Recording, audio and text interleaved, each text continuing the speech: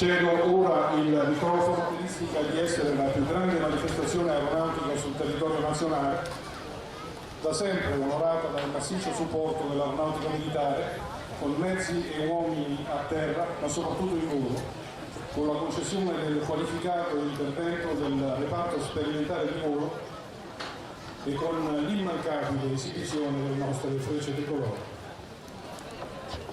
A pochi giorni dal suo svolgimento, l'incidente di volo che ha coinvolto 2 equipaggi del sesto Stormo ha portato l'aeronautica militare alla doverosa decisione di annullare la propria partecipazione all'odierno evento, tuttavia affidando alla pattuglia acrobatica nazionale il sorvolo con il tricolore per testimoniare l'abbraccio alle famiglie e al personale del sesto Stormo e alle famiglie dei nostri ragazzi.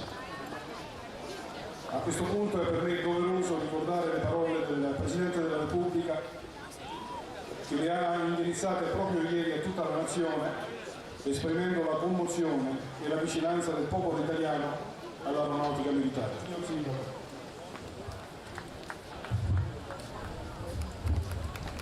Grazie.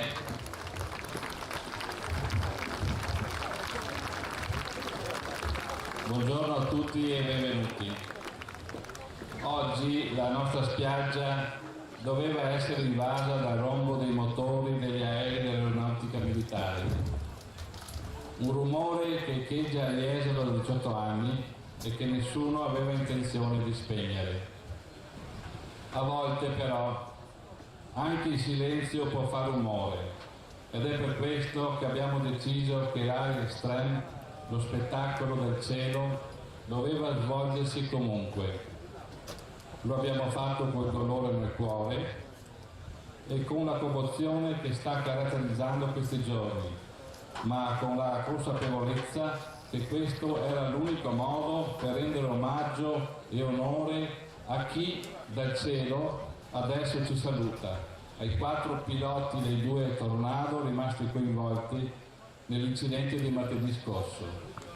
Jesolo, la città tutta, i suoi cittadini, i suoi ospiti e tutti voi salutano le frecce tricolori, portando il cordoglio alle famiglie, ai colleghi e agli amici dei piloti deceduti e trasmettono la propria vicinanza a tutta l'aeronautica militare.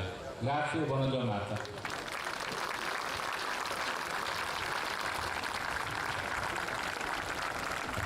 Ringraziamo il signor Sindaco di queste toccanti parole.